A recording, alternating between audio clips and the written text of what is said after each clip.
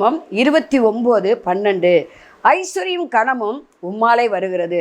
இன்னைக்கு பாருங்க, நிறைய பேர் பணம், ஐஸ்வர்யம், நகை, பொருள் எல்லாம் நான் சம்பாத்தியம் பண்ணது. உபாகமம் 8ஆம் அதிகாரத்தில் என்ன எழுதியிருக்கு தெரியுமா?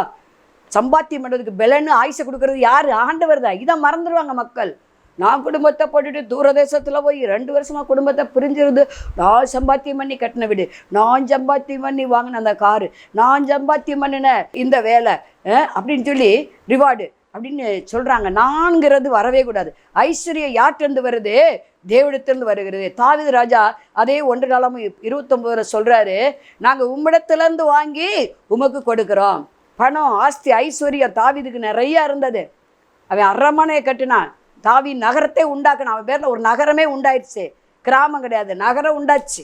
ஆலயம் கட்டுவதற்கான பெரிய ஆஸ்தியை, அந்தஸ்தை, வெள்ளி, சுத்த பொண்ணெல்லாம் நிறைய சேர்த்து வச்சான்.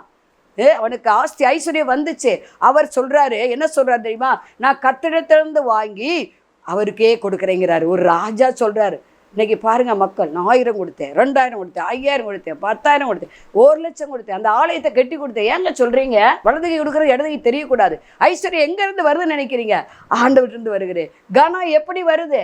ஆண்டவரால் புகழப்படணும். நீங்கள் புகழ்ச்சியும் கீர்த்தியும் அவர் வைக்கிறவர், அவர் கொடுப்பார். ஊழியம் செய்தால் பிதாவாகியவன் கனம் பண்ணுவார். நான் ரட்சிக்கப்பட்டு ஒரு வேலையும் செய்ய மாட்டேன். போவேன், பைபிள் படிப்பேன், ஜெபிப்பேன், சர்ச்சுக்கு போவேன், ஞாயிற்றுக்கிழமை வரும்போது பிரியாணிக்கு உண்டான ஜாமானை வாங்கிட்டு வரேன், வீட்டில் குடும்பமாக சாப்பிடுவோம். இதுக்கு பேர் தான் ஆராதனையா? ஆண்டவர் உங்களை கனம் பண்ணணும்னா நீங்கள் அவருக்கு ஊழியம் செய்யுங்க. ரட்சிக்கப்பட்ட எல்லாரும் ஊழியம் செய்யுங்க. என்ன ஊழியமாக செய்ய சொல்கிறீங்க அப்படின்னு கேட்குறீங்களா?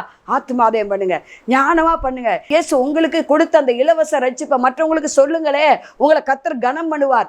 எல்லாருக்கும் முன்பாக உங்களை உயர்த்துவார். உங்கள் தலையை கனம் பண்ணுவார். அநேகர் வலதுகைக்கு இடதுகைக்கு வித்தியாசம் தெரியாமல் நிறைய இருக்காங்களே. நீங்கள் ஊழியம் செஞ்சாத்தான் என்ன பெரிய இது மைக்க பிடிச்சி உங்களை பேச சொல்ல, சபையில் போய் ஆராதனை நடத்த சொல்லலை, பிரசங்கம் பண்ண போக சொல்லலை. ஆத்துமாதயம் பண்ணுங்க, ஞானமாக பண்ணுங்க. அது ஊழியம். கர்த்தர் சந்தோஷப்படுவார். ஒரு பாவி மணந்துரும்னா பரலோகத்தில் மிகுந்த சந்தோஷம் உண்டாகும். உங்களுக்கு கனம் உண்டாகும், மகிமை உண்டாகும். ஆகவே ஐஸ்வர்யம் கனமும் யார்கிட்டருந்து வருது? கர்த்தரிடமிருந்து வருகிறது. ஆமென்.